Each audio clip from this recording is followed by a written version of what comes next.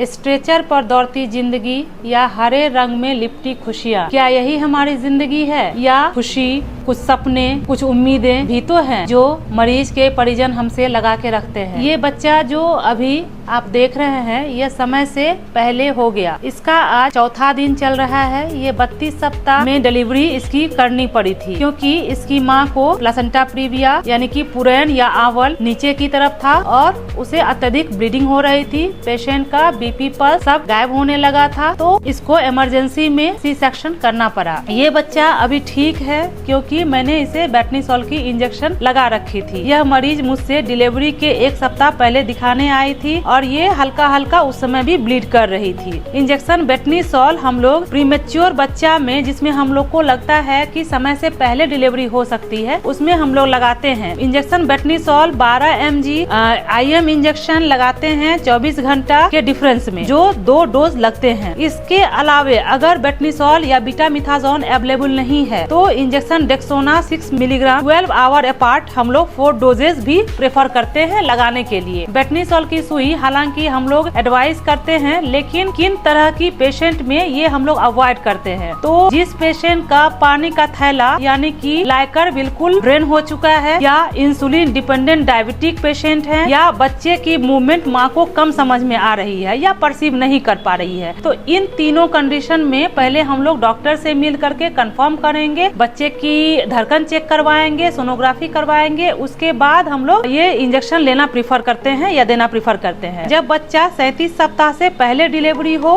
तो हम लोग इसको प्रीमेच्योर बेबी बोलते हैं। प्रीमेच्योर बेबी में क्या क्या दिक्कतें आ सकती हैं, ये सबसे ध्यान देने वाली बात है। प्रीमेच्योर बच्चा में सांस लेने में दिक्कत आती है क्योंकि सर्फेक्टेंट की कमी हो सकती है, जिससे हमें ऊपर से सर्फेक्टेंट देना पड़ सकता है। दूसरा है कि हाइपोथर्मिया या टेम्परेचर बच्चे का रेगुलराइज नहीं हो पाता है, बच्चा शॉक में भी जा सकता है, उसका ब्लड शुगर या बच्चा हाइपोग्लाइसीमिया में जा सकता है, बच्चा का कभी यूरिन नहीं आ सकता है, ओलिगोरिया या एन्यूरिया में बच्चा जा सकता है। प्रीमेच्योर बच्चे में इन्फेक्शन होने के चांसेस भी बहुत ज्यादा होते हैं और जॉन्डिस या पीलिया बीमारी भी बहुत जल्दी उसमें एग्रेसिवली बढ़ सकता है। इसके अलावे हार्ट वाली दिक्कत जो पीडीए होते हैं यानी कि कुछ जो छेद होते हैं वो प्रीमेच्योर डिलीवरी के कारण नहीं भर पाते हैं, तो उसके कारण भी बच्चे में दिक्कतें आती हैं। इसके अलावा डिहाइड्रेशन, एनीमिया, सांस रोकना, एपनिया, ये सब भी हो सकता है। एक चीज जो प्रीमेच्योर बच्चे में आंखों में देखा गया है, रेटिनोपैथी और प्रीमेच्योरिटी, यानी कि प्रीमेच्योर बच्चा का जो रेटिना में दिक्कत होता है वो भी प्रीमेच्योर बच्चे में देखने को मिलता है। तो जो भी प्रीमेच्योर बेबी डिलीवर होता है, जब हमारे निकू से वो डिस्चार्ज होके जाता है तो हम लोग एक बार आई चेकअप जरूर बोलते हैं ताकि आई स्पेशलिस्ट रूल आउट कर सके कि बच्चे को आरओपी या रेटिनोपैथी और प्रीमेच्योरिटी तो नहीं है। अगर आपका बच्चा समय से पहले हो गया है तो आप रेगुलर चेकअप में रहें, बच्चे के डॉक्टर से मिलते रहें। जब उसका समय पूरा होगा यानी कि जब वो 9 मंथ्स रिगेन कर जाएगा तो उसका ग्रोथ प्रॉपर हो रहा है कि नहीं, उसको फेल्योर टू थ्राइव तो नहीं है, यानी बच्चा ठीक से फीड कर रहा है कि नहीं, ये सब चीजों का ध्यान रखें और बच्चे को रेगुलर चेकअप में रखें। आशा करती हूँ कि ये छोटी सी वीडियो आपको पसंद आई होगी। अगर आप कुछ और जानना चाहते हैं तो मुझे कमेंट में जरूर लिखें, मैं उसका आंसर करूंगी। धन्यवाद।